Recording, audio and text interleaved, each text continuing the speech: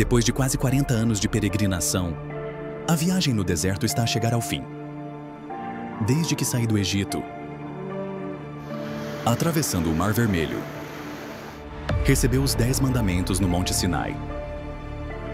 Os israelitas aproximavam-se agora da fronteira de Canaã. Estavam acampados nas planícies de Moabe, mesmo junto ao rio Jordão, a apenas um rio de distância da terra prometida. Diante deles estava a esperança.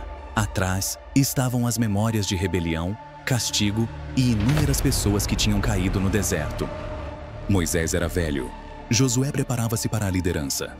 As pessoas estavam a ficar cansadas, mas também impacientes.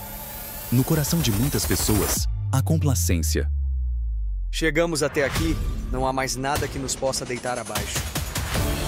É esta subjetividade que abre caminho à tentação. Pouco antes, derrotaram os reis Sehom e Og, forças poderosas a leste do Rio Jordão. Estas vitórias encheram o povo de orgulho. Começam a pensar que são invencíveis, que nenhuma força os consegue parar.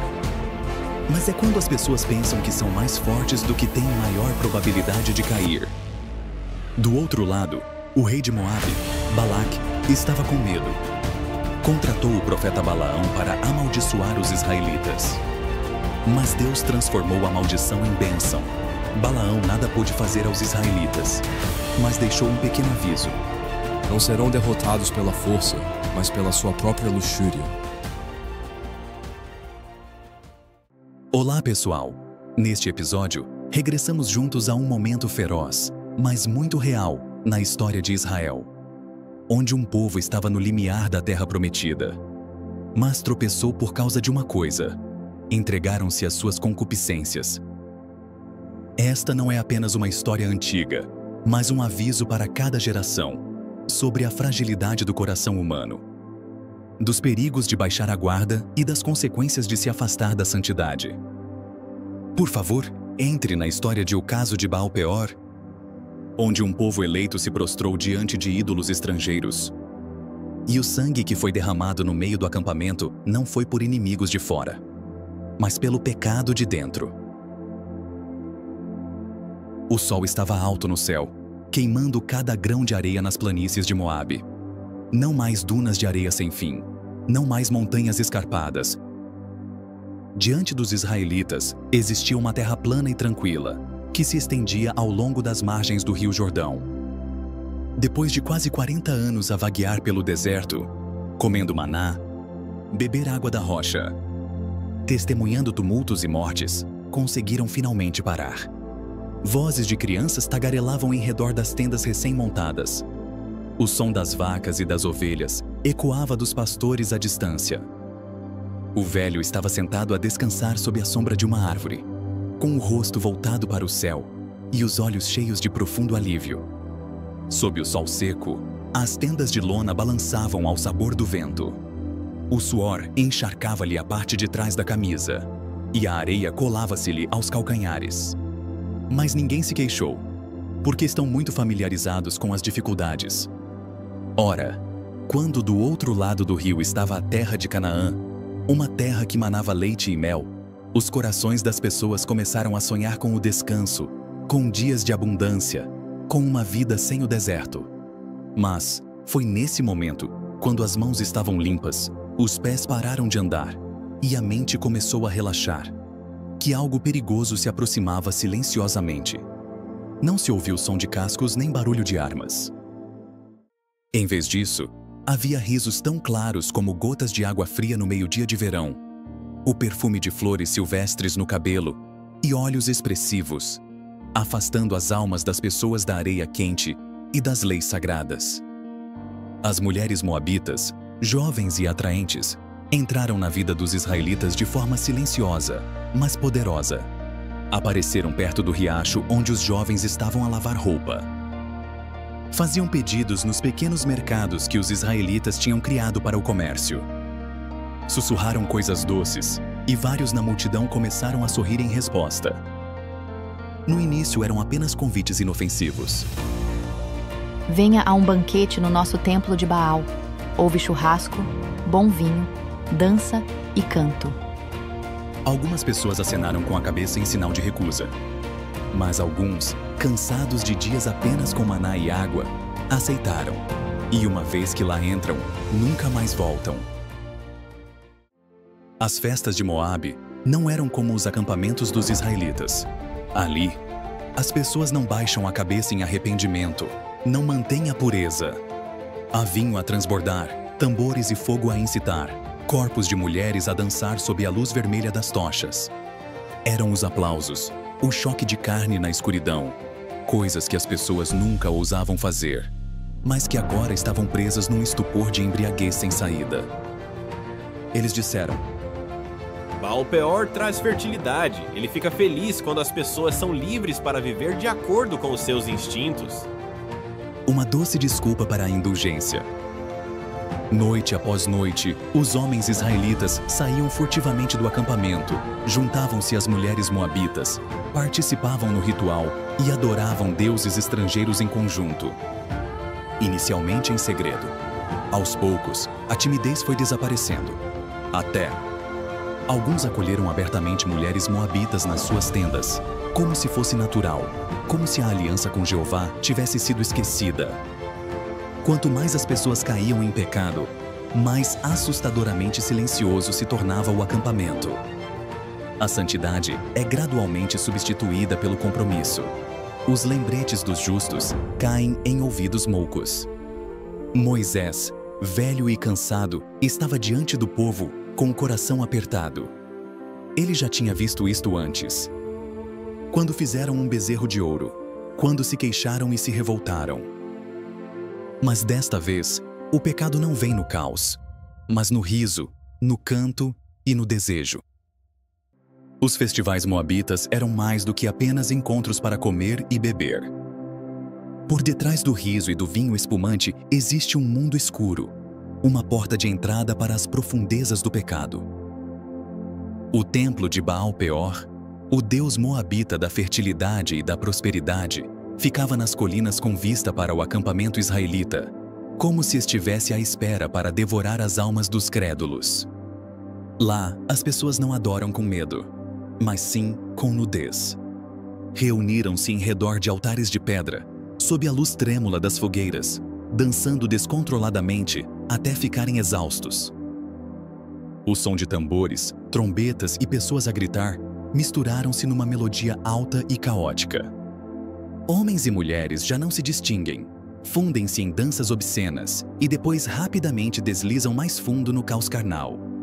Nos altares ensanguentados, as oferendas não eram apenas animais, mas também corpos humanos, por vezes de crianças, oferecidos num horrível ritual, sob o nome de sacrifício a Baal. O sangue pingava na rocha e um fumo acre subia, cobrindo o céu noturno, como uma maldição invisível que atingia o acampamento israelita. Quão terrível foi que o próprio povo que Deus tirou do Egito testemunhou a abertura do Mar Vermelho, comeu o maná do céu, agora ajoelha-te diante de ídolos estrangeiros. Não só entregaram os seus corpos a estes rituais depravados, mas também os seus espíritos. Os seus corações afastaram-se gradualmente do vivente, trocando a santidade pelo prazer instantâneo. Com o passar do tempo, as fronteiras entre Israel e Moabe tornaram-se cada vez mais confusas. Aqueles que são chamados a ser o povo especial de Jeová, agora não são diferentes daqueles que vivem na escuridão, participando, cantando e até adorando Baal ativamente como se fosse normal. E então, o inevitável aconteceu. Depois de dias mergulhados no pecado, depois de cerimônias depravadas no templo de Baal, depois de cada noite, as pessoas abandonavam silenciosamente o acampamento para mergulhar no fogo da luxúria. A santidade era violada ao extremo. A aliança entre Jeová e Israel foi quebrada, não pelas mãos dos inimigos, mas pelas mãos dos próprios escolhidos. A ira de Jeová já não é contida. Ela irrompeu como fogo do céu, invisível, mas destrutivo, silencioso, mas inegável. Ninguém viu os anjos, ninguém ouviu o trovão. Mas, no meio do acampamento, uma epidemia começou a espalhar-se como fogo na palha seca. No início, algumas pessoas tossiram violentamente e depois desmaiaram. Depois veio a febre, o inchaço, mortes súbitas durante o sono. As pessoas desmaiavam ao fim de apenas algumas horas. Mesmo os jovens mais saudáveis não duram um único dia. Não há cura, nem explicação. Só que o pânico espalhou-se tão depressa como a própria doença. As crianças começam a chorar porque não compreendem por que é que os pais nunca acordam. O velho sentou-se a tremer ao lado do corpo da sua amada, sussurrando orações, mas os seus olhos estavam cheios de confusão. A atmosfera já foi repleta de música e risos. Agora só há gemidos, gritos e choros desesperados. Os números estão a crescer incontáveis. 24.000 homens, não caídos no campo de batalha, não atormentados pela fome e pela sede. E morreram no seu próprio acampamento, morrendo pelos mesmos pecados que antes consideravam prazeres. No meio daquele caos, quando a vida e a morte estavam a destruir todas as tendas, Moisés e os anciãos ajoelharam-se à porta da tenda do encontro. Os seus rostos estavam voltados para o chão, cinzas coladas aos seus cabelos. As suas orações, misturadas com os seus gritos, sabiam que não era um desastre natural. Este era um julgamento, justo, severo, inevitável, do próprio Deus que adoravam. E naquele preciso momento, quando os corações estavam partidos, quando as pessoas estavam em agonia, uma cena ainda mais horripilante ocorreu, aberta e descaradamente, mesmo no meio do campo. Um homem saiu da multidão, arrogante e frio. Era um homem de estatuto, não um ninguém. Como filho de um patriarca, habituado a viver com respeito, habituado a ser olhado com admiração por todos. Mas naquele momento não se arrependeu. Em vez disso, pegou numa mulher moabita pela mão, vestida e sedutora, e conduziu-a pelo acampamento que se desmoronava em desastre. Diante dos anciãos, diante de Moisés ajoelhado no pó, perante centenas de pessoas que lutavam entre a vida e a morte, caminhou sem hesitações. Ele não tem medo, sem vergonha. Talvez no seu coração pensasse: se tantos outros o fizeram e ainda estão vivos, por que é que nós não podemos? A infidelidade já não é um ato secreto, é um desafio aberto a Deus, um ato tão descarado que o próprio silêncio se torna um pecado. E então Finéias levantou-se. Ele não disse nada, sem gritos, sem acusações. Mas os seus olhos ardiam de fogo, não de raiva vulgar, mas o fogo sagrado que arde no coração dos justos. Caminhou em direção à tenda do encontro. Pegue na lança. A ponta da lança era longa e brilhante sob a luz do sol da tarde. Ninguém o impediu, porque ninguém se atreveu. Passou pelo choro, pela queda, pelo desespero que cobria o acampamento, e seguiu silenciosamente o pecador até a tenda. Lá dentro, o cheiro a carne e álcool persistia. O riso vulgar ainda não tinha cessado. E depois, um som seco soou, não longo, não alto, mas agudo como um trovão no deserto silencioso. A lança trespassou ambos os corpos, o do homem israelita e a da mulher moabita, como se o próprio pecado estivesse a ser trespassado até ao âmago. Ninguém gritou, ninguém teve tempo para resistir. O pecado termina com um golpe decisivo, não por ódio, mas por lealdade absoluta ao santo. O sangue salpicou o pano da tenda, pingou no chão e encharcou o pó vermelho de Moabe, onde a aliança tinha sido quebrada e a justiça tinha sido restaurada. De repente, tudo parou. A epidemia parou. Ninguém caiu. Nenhum novo grito surgiu. Não houve mais gemidos vindos do leito do doente. Havia apenas um silêncio sufocante, como se os céus e a terra estivessem a suster a respiração. O vento soprava pelo acampamento, trazendo o cheiro a areia, fumo e sangue fresco. Quando Finéias saiu, todos os olhos estavam voltados para ele. Ninguém disse nada. Nenhuma palavra de culpa, nenhuma reclamação, porque no fundo todos compreendiam. Ele fez o que mais ninguém se atreveu a fazer. Não pelo raciocínio, não pela oração ou pela pregação, mas pela ação. Haja de forma decidida, justa e sem tolerância para com o pecado. Cortou as raízes da infidelidade, precisamente quando esta estava mais profundamente enraizada entre o povo.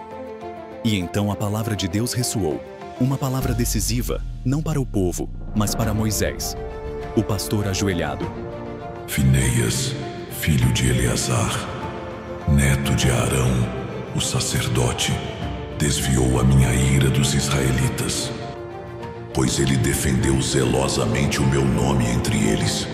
Por isso, dou-lhe a minha aliança de paz.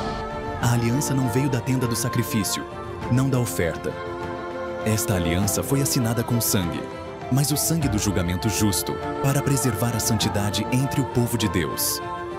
Uma vida terminou. Uma nação salva. E o nome do Senhor é restaurado. Depois de a praga ter cessado, as pessoas foram purificadas, tanto física como espiritualmente. O Senhor disse a Moisés e a Eleazar para fazerem um novo recenseamento. Isto não era apenas para saber quantas pessoas sobreviveriam, mas também para preparar a divisão da terra prometida entre as tribos. A velha geração, os que se tinham rebelado no deserto, tinha morrido quase toda, exatamente como Deus tinha predito. Só Josué e Caleb, 2 dos espiões, ainda estavam vivos, porque tinham sido fiéis. Chegou então o momento em que Deus chamou Moisés ao cimo do Monte Nebo. Dali, viu toda a terra de Canaã, o rio sinuoso, planícies férteis, fortalezas. Mas não foi autorizado a entrar porque tinha pecado anteriormente em Meribá. Josué, servo fiel de Moisés, foi escolhido por Deus para ser o seu sucessor. Não tinha a autoridade que Moisés tinha, mas tinha obediência absoluta e orientação direta de Deus. Quando Josué se levantou para liderar o povo, os israelitas prepararam-se para atravessar o rio Jordão. Mas o rio estava cheio de água nessa altura por causa da colheita. Mais uma vez, Deus realizou um milagre. O rio deixou de fluir quando os sacerdotes que transportavam a Arca da Aliança entraram nele. O povo atravessou o rio em terra firme, tal como os seus antepassados atravessaram o Mar Vermelho. Pisaram as planícies de Jericó e iniciaram a conquista de Canaã, começando com a lendária vitória em Jericó. A história de Baal-Peor não é apenas uma página trágica da história, mas também um espelho que reflete o coração humano, para que cada geração possa olhar e julgar-se a si própria. Quando o povo estava tão perto da terra prometida, parecia que a vitória estava nas suas mãos. Mas o maior perigo não vem da fortaleza do inimigo, mas da frouxidão da mente. Quando se comprometem com o mal, chamam o pecado de divertido e fingem ser inocentes perante a corrupção desenfreada. Nesse preciso momento, afastam-se da proteção de Deus. Baal-Peor não era apenas um deus estrangeiro. É um símbolo de todas as formas de adoração lasciva, colocando o prazer e o ganho pessoal acima da obediência. E quando o pecado já não é visto como errado, mas se torna normal, até mesmo celebrado, então a ira justa é inevitável. A história de hoje termina aqui. Que o fogo sagrado de Finéias desperte os nossos corações e a justiça de Deus guie cada passo das nossas vidas. Deus abençoe a todos.